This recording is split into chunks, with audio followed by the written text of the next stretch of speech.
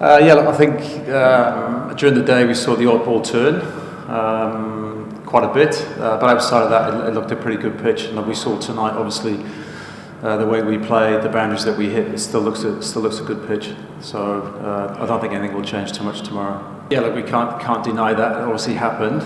Something that we're obviously working on, we'll continue to work on. No one means to drop catches, but when bowlers are working hard to create opportunities, you've got to take those opportunities. So it's something that we'll look to address, obviously, moving forward. I think, being a slipper, it's a difficult job. It's not easy, but a lot of that is anticipation and expectation. So it's expecting the ball to come to you every ball. So unless you've got that mindset, it does make it a bit difficult. But it's something for us. I think the more you practice it and the more you challenge yourself around that practice, give yourself a better chance when it comes in a game or game situation. Zakia, I've actually thought Deepu was the one I thought had the best chance of getting it.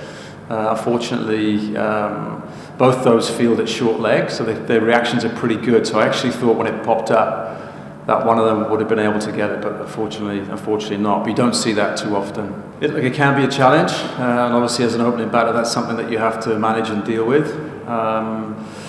Look, I think the key bit is to try and break it down into compartments and say, well, okay, I haven't got much to maybe accomplish tonight, but I'm trying to set myself up for tomorrow.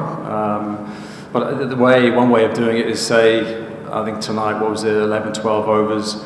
So if you split that in half, so that's 36 balls. So I'm going to face 36 balls tonight. So really sort of tick down one ball at a time to get yourself through that.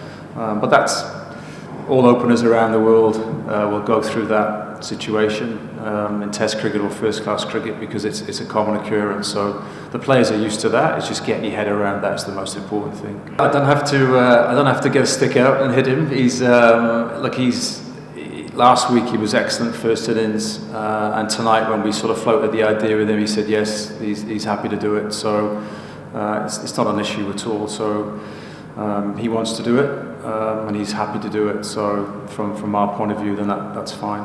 Well, for us personally, we're still thinking about winning the game. So how do we win the game from this situation? Now that might seem a bit bizarre considering we're 480 runs behind, but the key bit for me is the first things we've got to do is negotiate tomorrow. And if we do that well, then we come back and negotiate the day after. And if we do that from a batting point of view, then you never know what can happen. But first things first, we've got to make sure that we turn up and we bat well for 3 sessions tomorrow, and then see where we're at tomorrow night, and then look forward to day 4. So we're not getting too far ahead of ourselves. It's a long way behind in terms of runs, but you have to think about how can you win the game from this situation. So that's what we're obviously be focusing on. I don't think it's left hand, right hand.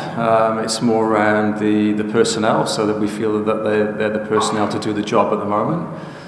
In terms of the partnerships, I think they both played really well tonight. They were positive in terms of scoring opportunities, but they were also disciplined and applied themselves to balls that were in challenging areas, which, if you think about last week, we didn't negotiate well enough. So I think that for me is a big move forward from where we were last week, something that we talked about and something that we practiced well the last, in terms of the 3 days leading in. I thought, obviously disappointed the dismissal of Joy. Would have been nice to have been none down overnight, but say they're a young sort of partnership in terms of their time together as a pair, so that takes a bit of time for them to get into it. But it's more around, as I say, just pleased with the way they applied themselves in terms of taking those scoring opportunities, putting the pressure on the bowler, and also the rotation of strike, which is important. So there's some good drop and runs, so the bowlers aren't just purely bowling at one batter, so they have to keep adjusting, and that's obviously an important part of batsmanship in terms of stringing a total together. The new ball, we obviously work on the new ball a lot. The new ball is a threat, whether you're left hand or right hand, because of what it does. That's all the movement that it potentially gets. So, the players practice a lot against the new ball, whether it's our actual bowlers or flingers. So it's just that's just continuous preparation and work on. So, are you getting better? Are you making better judgments? Are you still taking those scoring opportunities? Are your feet moving forward or back? Are you applying yourself to the surface that you're on? So it's a continuous evolvement of your game, and both those two reflect honestly in terms of their performance, and they're trying to move their games forward, which is the key thing, and again, something that we talk about doing as a group.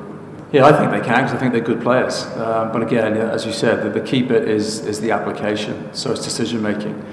I've already alluded to it. It's recognising balls to attack, balls to negotiate, whether you're defending or leaving.